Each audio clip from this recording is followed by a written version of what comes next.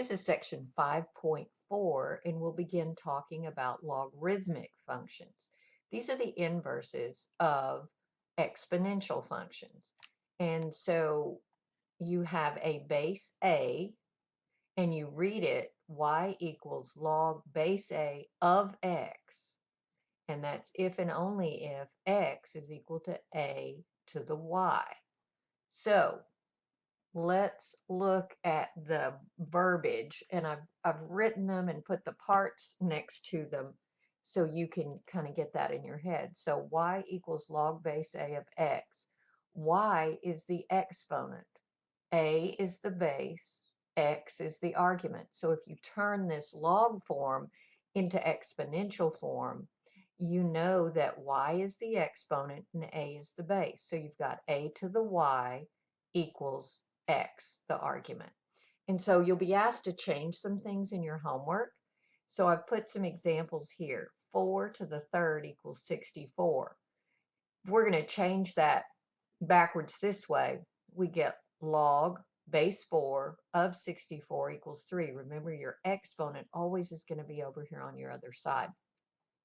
Let's go the other way. If we started with this one, log base 3 of 81 equals 4, and you had to change to exponential, 3 to the fourth equals 81. That's what we have here. So on this one, 5 to the third equals 125. It would be log base 5 of 125 equals 3. Exponent always on the other side. Now on this one, it says find the exact value. The understood base in a log, a regular log, is 10. It's a common log. So if they throw something at you that has a different log, we don't have a calculator button that will do that. We have to use a change of base formula, which says you do log of the argument divided by log of the base. Let me get this up here. And so if you look here, if we did log 100 and said enter, what we're getting, this is an exponent. Log of 100 says 10, understood base. 10 to what power gives me 100? 2. And so that is always understood if you hit that, that's going to be a base of 10. But they're asking us to use log base 2. We can do it two ways. If you have an older calculator, you're going to have to use this. So let's go here and do log of 16, close your parentheses, divided by log of 2, and we get 4. So that's that. And that makes sense because 2 to the fourth equals 16. You can, if you have a newer calculator, if you go to math and you scroll up, that's the quickest way to get there, and we see something that says log base, we hit enter, you get this nice little icon, and you can put a 2 in that box, and you can put 16 in this box, and you hit enter. So if you have to use the change of base formula, you do this. If you have the nice little icon, you can do that. Either way, you can figure that out. All right, the domain of log functions. The argument, the thing that you are taking the log of, has to be positive. So if you were given this one and it said find the domain of this thing, you want to take the argument and set it greater than 0. So x is greater than 0. It can't live behind that. Let's look at that on the calculator. If we go in here and go to y equals, let's clear out what we've got, and we're going to put in, we're going to have to do change of, oh, I might can do the other on mine. So if I go to math and up and hit enter, and so I've got log base 3 of x minus 7. Nope, I don't think I needed that other parentheses. Okay. All right, let's see if we got it. Okay, so that's what we're supposed to graph. let's hit zoom 6 because I don't know what the window was. And you see that here is my graph. And 1, 2, 3, 4, 5, 6, 7, it is everything greater than x equals 7, which is what we said our domain was. X had to be greater than 7. If you needed to put in your calculator and you didn't have that icon, you would put it in log of the argument divided by log of the base, and you could do the same thing. All right, let's look at solving log equations. So in this equation, it says log base 3 of 4x minus 7 equals 2. Your strategy to solve a log equation is change it to exponential. So here's your base, and here's your exponent. 3 to the second power equals the argument. So now we've taken it out of the log. We can't solve it as long as x is in this argument, but we have gotten rid of that. So then 3 squared is 9. That's just a linear equation. Add 7, divide by 4, and you get x is 4. So what you need to remember is if you see a log equation, you want to change it to exponential. Now, this is an exponential equation. And all of this, in reality, should be a review for pre-cal because you get this in college algebra. So hopefully this is not too bad. All right, we have e to the 2x equals 5. There is a rule, log rule, that says ln of e to anything equals the anything. I say that because it's not just x. It could be whatever's up here. So if we take the natural log of both sides, ln of e to the 2x equals ln 5. This is just a number. But this rule says this becomes the 2x because those are inverses of each other and they cancel each other out. So 2x equals ln 5. Divide by 2. This is your exact answer, but you could do it in the calculator. If we go over here and we get out of this, we do this one, we can do ln of 5, close parentheses, divided by 2 equals 0.84, 0.804. Rounded, it would be 0.805. So if it asks for exact, you would leave it with the ln. If it wants approximate, it'll tell you to round to a certain number of decimal places. You're doing that. So those are the two, there's two rules. We just saw this one. ln of e to anything is the anything. Then there is this one for every other number that's raised to x. This one is only for when you're using e. But if you have 8 or 5 or 10 or 20, whatever, any other number, that we use the power rule and that x can come to the front because the goal in both of these rules is to get x off out of the sky, get him down. So we have ln of 8 to the x is x ln 8. ln of 5 to the 3x, move that, it's 3x ln 5. Let's look down here. So this one is one using e, and we have to always only have the e thing here before we take the natural log. So we'll divide the 4 over here. And so now we have e to the x plus 1 equals 5 over 4. Take the natural log both sides. The rule over here says you're left with the x plus 1.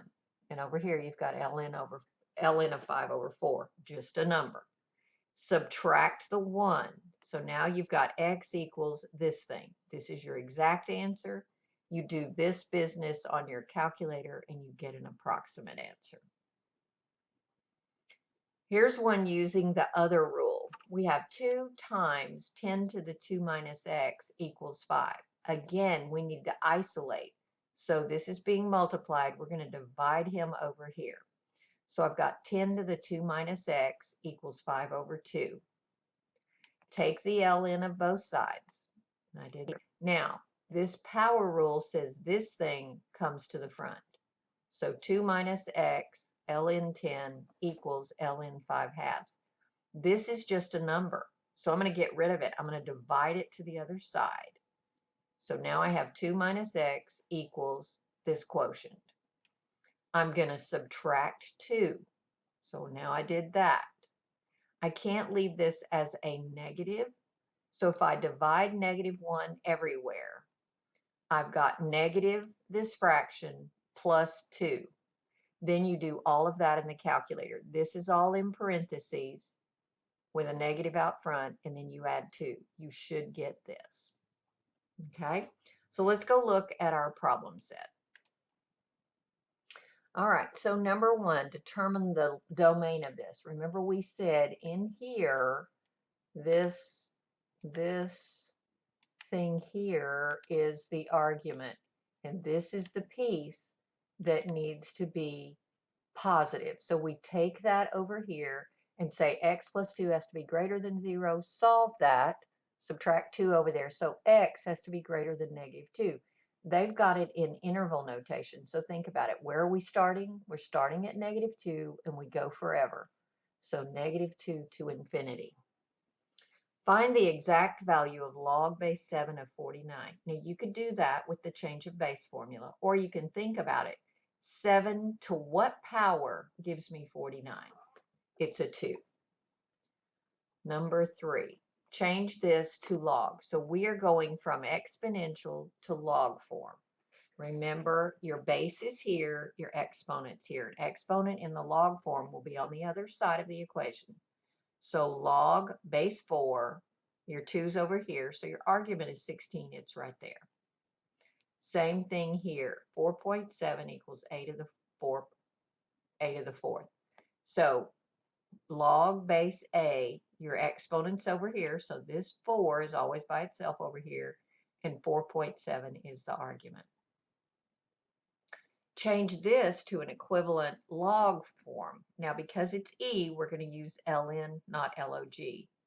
So here's the base, here's this. So we have, if we think about it, if we take ln of both sides, let's think about that. Ln of e to the x is just x, and then we have ln 20. So that's how we're going to change that one. Ln of e to the x just leaves us x, and then we have ln 20. Change this one. Base to exponent equals argument. 9 to the 3rd equals 729. Change this one. Base is 6. Exponent's negative 3. Argument is there. Ln x equals 11. Remember, your base is e, so e to the 11th equals x.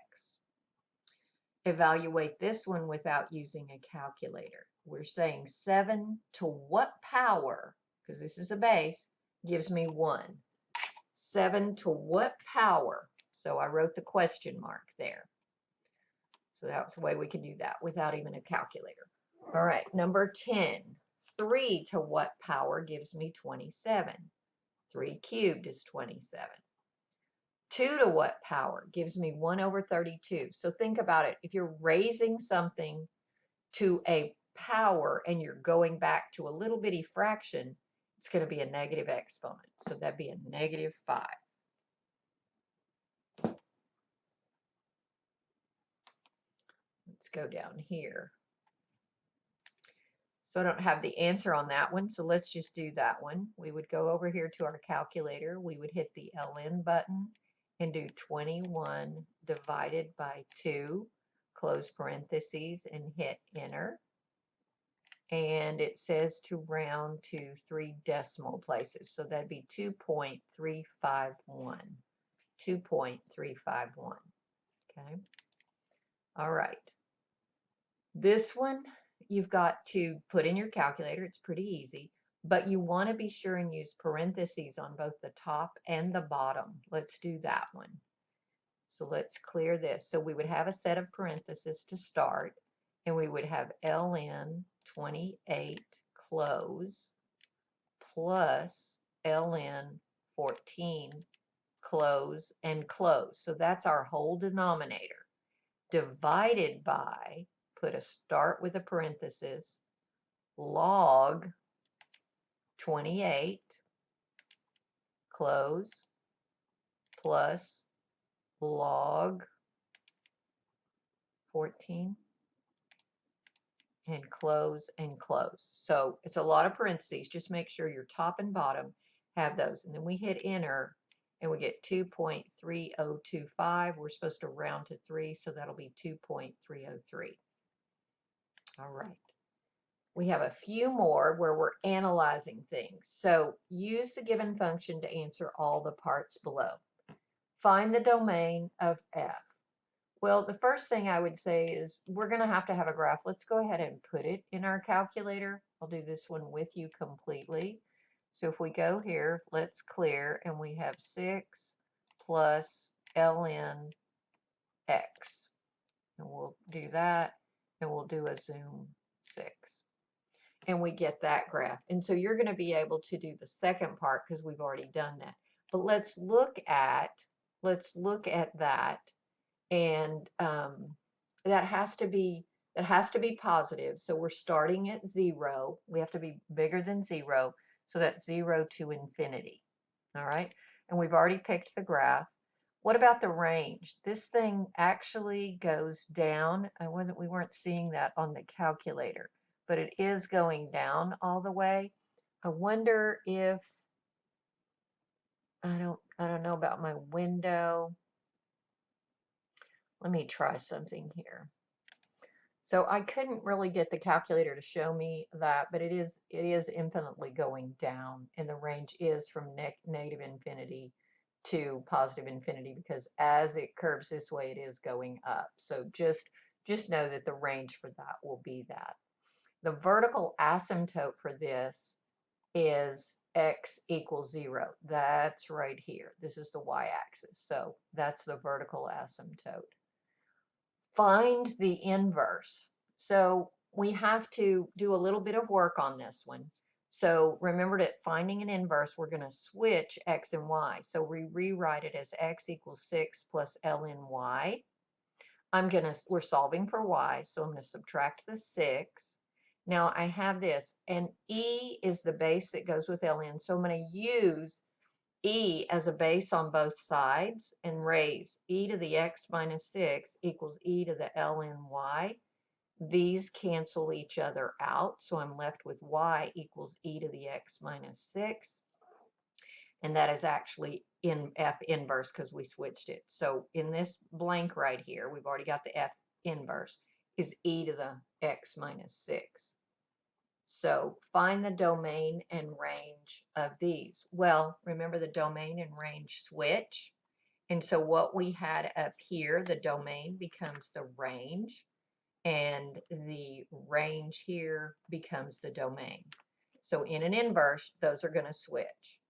And then if you wanted to graph that, you could do that one in the calculator. Let's go over here and graph e to the x minus 6. Let's just do that. We'll go here and we'll do second ln e to the x minus 6. And let's graph. It'll be our red graph. And the other one, let me change the window back.